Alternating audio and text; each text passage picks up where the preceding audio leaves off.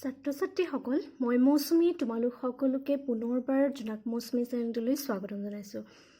আজি মই এই ভিডিঅ'টোত তোমালোকৰ কাৰণে লৈ আহিছোঁ হাই ছেকেণ্ডেৰী ছেকেণ্ড ইয়েৰৰ পলিটিকেল ছায়েন্সৰ এটা ইম্পৰ্টেণ্ট ইউনিট, আৰু ইউনিটটো হৈছে ৰাষ্ট্ৰ গঠনৰ প্ৰত্যাহ্বানসমূহ। আৰু যথেষ্ট ইম্পৰ্টেণ্ট ইউনিট হয়, আৰু এই ইউনিটটো আচলতে পৰীক্ষা কেন্দ্ৰিকভাৱে বুলিয়ে নহয়, আমি আচলতে এজন ভাৰতীয় নাগৰিক হিচাপে ৰাষ্ট্ৰ গঠনৰ সময়ত সন্মুখীন হোৱা কিছুমান প্ৰত্যাহ্বানৰ বিষয়ে আমি জানিব লাগে। বাৰু যি কি নহওক, এতিয়া পলম নকৰি আজি আমি আমাৰ কুৱেশ্যন আনচাৰখিনি আলোচনা কৰোঁ আহাচোন। প্ৰথম কুৱেশ্যনটো মই লৈছোঁ, জাতি গঠন বুলিলে কি বুজা? ইয়াৰ উত্তৰ হৈছে, জাতি গঠন বুলি ক'লে এক বহুমুখী প্ৰক্ৰিয়াক বুজা যায়। এখন দেশৰ সামাজিক, ৰাজনৈতিক, অৰ্থনৈতিক, সাংস্কৃতিক সকলো দিশতে একতা প্ৰতিষ্ঠা কৰাকে জাতি গঠন বুলি ক'ব পাৰি। অৰ্থাৎ জাতি গঠনৰ ধাৰণাটো যথেষ্ট বহল প্ৰক্ৰিয়া হয়, আৰু ই এখন দেশৰ সামাজিক, ৰাজনৈতিক, অৰ্থনৈতিক, সাংস্কৃতিক এই সকলোবিলাক দিশ সামৰি পেলাই সেই সকলো দিশত একতা প্ৰতিষ্ঠা কৰি পেলাই জাতি গঠন হয় বুলি ক'ব পাৰি। কুৱেশ্যনখিনি তোমালোকে ভালদৰে লিখি ল'বা। আমাৰ পিছৰ কুৱেশ্যনটো হৈছে, স্বাধীনতাৰ পিছত ভাৰতে সন্মুখীন হোৱা তিনিটা প্ৰত্যাহ্বান কি কি আছিলে? 1947 চনৰ 15 আগষ্ট তাৰিখে ভাৰতবৰ্ষ স্বাধীন হৈছিলে, আৰু স্বাধীনতাৰ পিছত ভাৰতে বিভিন্ন ধৰণৰ সমস্যাৰ সন্মুখীন হৈছিলে। ইয়াৰে তিনিটা প্ৰধান সমস্যা বুলি আমি যদি কওঁ, সেই প্ৰধান সমস্যাকেইটা বা প্ৰধান প্ৰত্যাহ্বানকেইটা কি কি আছিলে? সেইকেইটা হৈছে, 1 নম্বৰ, তোমালোকে পৰীক্ষাত পইণ্ট দি লিখিবা, ঠিক আছে। প্ৰথম সমস্যাটো আছিলে, বিভিন্ন জাতি, ধৰ্ম, ভাষা ভাষীৰ লোকে বাস কৰা ভাৰতবৰ্ষত ঐক্য আৰু সংহতি প্ৰতিষ্ঠা কৰা। আমি জানো যে আমাৰ ভাৰতবৰ্ষখন এখন বিশাল দেশ, আৰু সেই বিশাল দেশখনত বিভিন্ন জাতি, ধৰ্ম, ভাষা ভাষী লোকে বাস কৰে। গতিকে সেই ভিন্ন ভিন্ন জাতি, ধৰ্ম, ভাষা ভাষী এই লোকসকলৰ মাজত কেনেদৰে ঐক্য সংহতি প্ৰতিষ্ঠা কৰিব পাৰি, কেনেদৰে একতাৰ এনাজৰী প্ৰতিষ্ঠা কৰি পেলাই এখন সাৰ্বভৌম ৰাষ্ট্ৰ হিচাপে স্বীকৃতি দিব পাৰে, এই কথাটোৰ বাবেই ভাৰতে স্বাধীনতাৰ পিছত এটা ডাঙৰ প্ৰত্যাহ্বানৰ সন্মুখীন হৈছিলে। দ্বিতীয় আছিলে গণতন্ত্ৰ প্ৰতিষ্ঠাৰ প্ৰত্যাহ্বান। ভাৰতবৰ্ষত যিহেতু বিভিন্ন ধৰণৰ জাতি, ধৰ্ম, ভাষা ভাষী লোকে বাস কৰে, গতিকে তেনে এখন বৈচিত্ৰ্যপূৰ্ণ দেশত কেনেদৰে গণতন্ত্ৰ প্ৰতিষ্ঠা কৰা হ'ব, সেই সম্পৰ্কেও ভাৰতে যথেষ্ট পৰিমাণৰ প্ৰত্যাহ্বানৰ সন্মুখীন হোৱা দেখা গৈছিল। আমাৰ 3 নম্বৰ প্ৰত্যাহ্বানটো হৈছে, দেশৰ উন্নয়ন আৰু সমাজৰ সকলো শ্ৰেণীৰ লোকৰ কল্যাণ সাধন কৰা। যিহেতু স্বাধীনতাৰ পূৰ্বৰ যিখিনি সময় আছিলে, সেই সময়ছোৱাত ভাৰতবৰ্ষত ব্ৰিটিছে শাসন কৰিছিলে, আৰু ব্ৰিটিছে শাসন কৰাৰ সেই সময়ছোৱাত ভাৰতীয় অৰ্থনীতি, ভাৰতবৰ্ষৰ সমাজ ব্যৱস্থাই একেবাৰে কুঙা হৈ পৰিছিলে। গতিকে তেনে এখন অৰ্থনীতি বা তেনে এখন সমাজ ব্যৱস্থাক সংস্কাৰ কৰি পেলাই অৰ্থনৈতিকভাৱে টনকিয়াল কৰি কেনেকৈ সমাজৰ সকলো শ্ৰেণীৰ লোকৰ মাজৰ কল্যাণ সাধন কৰিব পৰা যাব, এইটো কিন্তু স্বাধীন ভাৰতৰ এটা প্ৰধান প্ৰত্যাহ্বান আছিলে। কাৰণ ব্ৰিটিছ শাসনৰ সেই সময়ছোৱাত বিভিন্ন ধৰণৰ সংঘাতৰ সন্মুখীন হ'বলগীয়া হৈছিলে ভাৰতীয় নাগৰিকে, বা ব্ৰিটিছ শাসন হোৱাৰ কাৰণে সেইখিনি সময়ৰ লোকসকলৰ মাজত অৰ্থনৈতিকভাৱে যথেষ্ট তেওঁলোকে নিম্নমানৰ আছিলে বুলি ক'ব পাৰি। গতিকে সেই অৰ্থনৈতিকভাৱে বা সামাজিকভাৱে পিছপৰা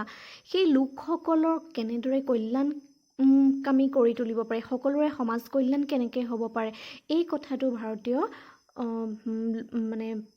স্বাধীনতাৰ পিছত ভাৰতবৰ্ষৰ কাৰণে এটা ডাঙৰ প্ৰত্যাহ্বান হিচাপে থিয় দিছিলে। আকৌ কৈছোঁ, স্বাধীনতাৰ পিছত ভাৰতে সন্মুখীন হোৱা 3টা প্ৰত্যাহ্বান আছিলে, সেইটো হৈছে বিভিন্ন জাতি, ধৰ্ম, ভাষা ভাষীৰ লোকে বাস কৰা ভাৰতবৰ্ষত ঐক্য আৰু সংহতি প্ৰতিষ্ঠা কৰা, এইটো প্ৰধান সমস্যা আছিলে। দ্বিতীয়তে হৈছে গণতন্ত্ৰ প্ৰতিষ্ঠাৰ প্ৰত্যাহ্বান। আমাৰ তৃতীয়টো হৈছে দেশৰ উন্নয়ন আৰু সমাজৰ সকলো শ্ৰেণীৰ লোকৰ কল্যাণ সাধন কৰা, এইটো ইয়াৰ 3 নম্বৰ প্ৰত্যাহ্বান আছিলে ঠিক আছে তোমালোকে কুৱেশ্যনখিনি স্ক্ৰীনশ্বট কৰি ল'বা নতুবা কুৱেশ্যনখিনি বুজাই যাওঁতে মন দি শুনিবা তাৰপিছত কুৱেশ্যনখিনি লিখি ল'বা ঠিক আছে আমাৰ ৩ নম্বৰ কুৱেশ্যনটো হৈছে ভাৰতবৰ্ষত গণতন্ত্ৰ প্ৰতিষ্ঠাৰ বাবে গ্ৰহণ কৰা ৩টা ব্যৱস্থা কি আছিলে ইয়াৰ তোমালোকে যেতিয়া কুৱেশ্যন আনসাৰ কৰিবা তেতিয়া ডাইৰেক্ট এনেকৈ পইণ্টকেইটাই লিখি নিদিবা দেই মই তোমালোকক জাষ্ট পইণ্টকেইটা লিখি দিছোঁ যেতিয়া আনসাৰ লিখিবা তেতিয়া লিখি ল'বা যে ভাৰতবৰ্ষত গণতন্ত্ৰ প্ৰতিষ্ঠাৰ বাবে গ্ৰহণ কৰা ৩টা ব্যৱস্থা হ'ল আৰু আচলতে বহুত ব্যৱস্থা আছিলে ইয়াত কুৱেশ্যনটোত যিহেতু ৩টা ব্যৱস্থাৰ কথা কৈছে ৩টা ব্যৱস্থা লিখিবা আগতে লিখি ল'বা ওপৰত যে ভাৰতবৰ্ষত গণতন্ত্ৰ প্ৰতিষ্ঠাৰ কাৰণে গ্ৰহণ কৰা ৩টা ব্যৱস্থা হ'ল তেনেকৈ লিখি পেলাই পইণ্ট 3টা লিখি ল'বা প্ৰথমতে আছিলে যে সংবিধানত মৌলিক অধিকাৰ অন্তৰ্ভুক্ত কৰা ভাৰতীয় সংবিধানৰ 12 নং অনুচ্ছেদৰ পৰা 35 নং অনুচ্ছেদলৈকে অৰ্থাৎ সংবিধানৰ ৩য় অধ্যায়ৰ 12 নং অনুচ্ছেদৰ পৰা 35 নং অনুচ্ছেদলৈকে সংবিধানৰ মৌলিক অধিকাৰসমূহ অন্তৰ্ভুক্ত হৈ আছে আৰু এটা কথা তোমালোকে জানানে যেতিয়া আমাৰ ভাৰতবৰ্ষ সেই মৌলিক অধিকাৰখিনি অন্তৰ্ভুক্ত কৰা হৈছিলে আৰম্ভণিতে কিন্তু আমাৰ 7টা মৌলিক অধিকাৰ আছিলে কিন্তু 1978ৰ 44তম সংবিধান সংশোধনীৰ দ্বাৰা সম্পত্তিৰ অধিকাৰটো মৌলিক অধিকাৰৰ পৰা বাতিল কৰা হৈছিলে এই কথাটো তোমালোকে মনত ৰাখিবা আৰু যদি কুৱেশ্যন আহে যে সম্পত্তিৰ অধিকাৰটো কেতিয়া আমাৰ ভাৰতীয় সংবিধানৰ পৰা বাতিল কৰা হৈছিলে তাৰ উত্তৰ হৈছে 44তম সংবিধান সংশোধনী আৰু চনটো আছিলে 1978 1978ৰ 44তম সংবিধান সংশোধনীৰ দ্বাৰা ভাৰতীয় সংবিধানৰ যোনটো সম্পত্তিৰ অধিকাৰ সেই সম্পত্তিৰ অধিকাৰটো মৌলিক অধিকাৰৰ পৰা বাতিল কৰা হৈছে আৰু বৰ্তমান ভাৰতীয় সংবিধানত 6টা মৌলিক অধিকাৰ আছে ঠিক আছে আমাৰ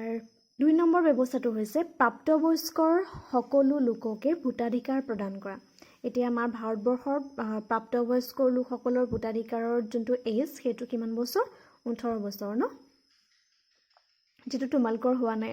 আৰু হয়তো হাই সেকেন্ডাৰী পাস কৰাৰ পিছত তোমালোকে যেতিয়া ডিগ্ৰী বা অন্য স্কিমত তোমালোকে পঢ়িব পাবা বা তোমালোকৰ যেতিয়া 18 ইয়াৰ্স কমপ্লিট হ'ব তোমালোকে নিশ্চয় ভোট দিব পাৰিবা 3 নম্বৰটো হৈছে প্ৰতিনিধিত্বমূলক সংসদীয় গণতন্ত্ৰৰ ব্যৱস্থা কৰা এই 3টাই আছিলে কাৰণ আৰু বহুত কাৰণ আছে ইয়াত মাত্ৰ 3টা কাৰণ লিখিব দিয়াৰ কাৰণে মই 3টা লিখিছোঁ আকৌ কৈ দিছোঁ ভাৰতবৰ্ষত গণতন্ত্ৰ প্ৰতিষ্ঠাৰ কাৰণে গ্ৰহণ কৰা 3টা ব্যৱস্থা হৈছে প্ৰথমটো হৈছে সংবিধানত মৌলিক অধিকাৰ অন্তৰ্ভুক্ত কৰা দ্বিতীয়তে হৈছে প্ৰাপ্তবয়স্কৰ সকলো লোককে ভোটাধিকাৰ প্ৰদান কৰা আৰু তৃতীয়তে হৈছে প্ৰতিনিধিত্বমূলক সংসদীয় ব্যৱস্থা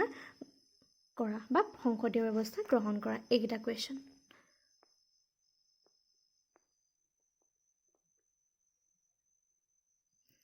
আজি আমাৰ শেষৰ কুৱেশ্যনটো হৈছে ভাৰতীয় জাতীয় আন্দোলনৰ নেতাসকলে কিয় ধৰ্মনিৰপেক্ষ ৰাষ্ট্ৰৰ আদৰ্শক সমৰ্থন কৰিছিলে তোমাৰ যুক্তি আগবঢ়াবলৈ কৈছে যুক্তি দিয়া আচলতে ভাৰতবৰ্ষখন কি বাৰু আমাৰ এখন ধৰ্মনিৰপেক্ষ ৰাষ্ট্ৰ কিয় তোমালোকে জানানে কাৰণ আমাৰ ভাৰতবৰ্ষত বিভিন্ন ভাষা ভাষী বিভিন্ন ধৰণৰ ধৰ্মলোকে বাস কৰে গতিকে ধৰ্মৰ ক্ষেত্ৰত বৈষম্যতাৰ সৃষ্টি হয় বাবে ভাৰতবৰ্ষৰ খনক ধৰ্মনিৰপেক্ষ ৰাষ্ট্ৰ হিচাপে স্বীকৃতি দিয়া হৈছিলে আৰু হেতু আসলতে এখন ৰাষ্ট্ৰৰ কাৰণে যথেষ্ট প্ৰয়োজনীয় হয় আৰু ভাৰতীয় জাতীয় আন্দোলনৰ যোনখিনি নেতা আছিল সেই নেতাসকলে ভাৰতবৰ্ষক কিন্তু ধৰ্মনিৰপেক্ষ ৰাষ্ট্ৰৰ আদৰ্শ হিচাপে তেওঁলোকে সমৰ্থন কৰিছিলে তাৰ যুক্তি দিয়া এটো 2 মাৰ্কছৰ কুৱেশ্যন আছিল ইয়াত মই সেইকাৰণে দুটা পইণ্টে দিছো লিখি লবা ইয়াতো যে ভাৰতীয় জাতীয় আন্দোলনৰ নেতাসকলে ধৰ্মনিৰপেক্ষ ৰাষ্ট্ৰৰ আদৰ্শক সমৰ্থন কৰিছিল ইয়াৰ কাৰণ হৈছে বা মই ভাবো ইয়াৰ কাৰণ হল তেনেকৈ লিখি লবা কাৰণ যুক্তি দিবলৈ যেতিয়া কয় তেনেকৈ কুৱেশ্যন বিলাক কয় তেতিয়াহলে ষ্টুডেণ্টক নিজে সোধে যে ষ্টুডেণ্টৰ মতামত সোধে ন সেই কুৱেশ্যন বিলাকত আৰু এই কুৱেশ্যনখিনি কোনো ধৰণৰ মুখস্থ কৰিবলগীয়া কুৱেশ্যন নহয় তোমালোকে জাষ্ট তোমালোকৰ নিজৰ জাস্টিফ মানে পইণ্টখিনি দিব লাগে তোমালোকে কেনেকৈ ভাবিছিলা আৰু ইয়াত অৱশ্যে জাতীয় আন্দোলনৰ নেতাসকলৰ কথাহে কৈছে ইয়াত তোমালোকৰ যুক্তি দিলে নহ'ব ঠিক আছে তুমি যি ভাবিছা মানে সেই আন্দোলনৰ সেইখিনি সময়ৰ নেতাসকলে কি ভাবিছিলে সেই বস্তুটো তুমি তোমাৰ নিজৰ পইণ্ট অফ ভিউৰ পৰা তোমাৰ সেইটো লিখিব লাগিব প্ৰথম কথাটো হৈছে ভাৰতবৰ্ষ এখন বহু ধৰ্মৰ লোকে বাস কৰা দেশ ভাৰতবৰ্ষ এখন বহুত ধৰ্মৰ লোকে বাস কৰে গতিকে সেই বিভিন্ন ধৰণৰ ধৰ্মৰ লোকসকলৰ মাজত বৈষম্যতাৰ সৃষ্টি হয় বুলি ভাবিয়েই ভাৰতীয় মানে জাতীয় আন্দোলনৰ যোনখিনি নেতা আছিলে সেই নেতাসকলে ভাৰতবৰ্ষত ধৰ্মনিৰপেক্ষ ৰাষ্ট্ৰ আদৰ্শকে তেওঁলোকে সমৰ্থন কৰিছিলে আৰু দ্বিতীয় হৈছে সকলো ধৰ্মৰ পৰা সঁহাৰি আৰু সমৰ্থনৰ অবিহনে ভাৰতবৰ্ষৰ স্বাধীনতা সম্ভৱ নহয়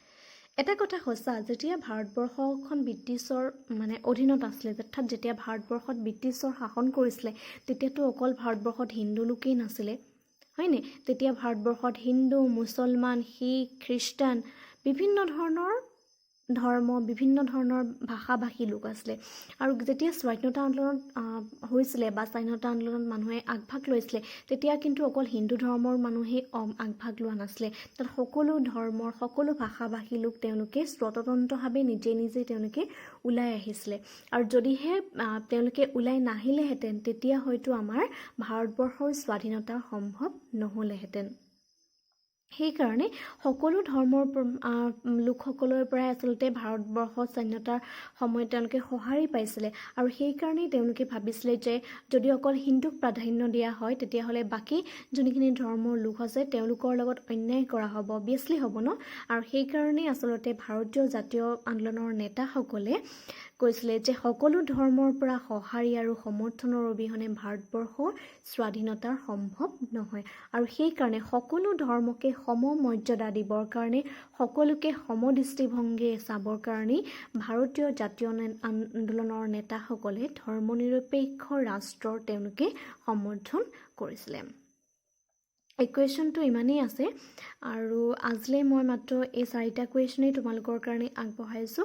এইদৰে মই বিভিন্ন সময়ত বিভিন্ন ধৰণৰ কনচেপ্ট তোমালোকৰ কাৰণে আগবঢ়াই গৈ থাকিম আশা কৰোঁ তোমালোকে মোৰ এই ভিডিঅ'বিলাক গ্ৰহণ কৰিবা আৰু ভিডিঅ'বোৰ যিমান পাৰা সিমান তোমালোকৰ বন্ধু বান্ধৱীসকলৰ মাজত শ্বেয়াৰ কৰিবা যাতে সকলোৱে ভিডিঅ'বিলাক চাব পাৰে ঠিক আছে আৰু যদি তোমালোকৰ কিবা কুৱেশ্যন থাকে তেতিয়াহ'লে তোমালোকে মোৰ কমেণ্ট বক্সতো জনাব পাৰিবা নতুবা মোৰ ফেচবুক পেজতো মোৰ এই চেনেলটোৰ লিংক আছে তোমালোকে তাত গৈ পেলাই মোৰ কুৱেশ্যন আনসাৰ সুধিব পাৰিবা আৰু মোৰ ফেচবুক পেজটো সেই মোৰ ইউটিউব চেনেলৰ নামতেই আছে জোনাক মৌচুমী তোমালোকে তাত গৈ পেলাই মোক কমেণ্ট কৰি কুৱেশ্যন সুধিব পাৰিবা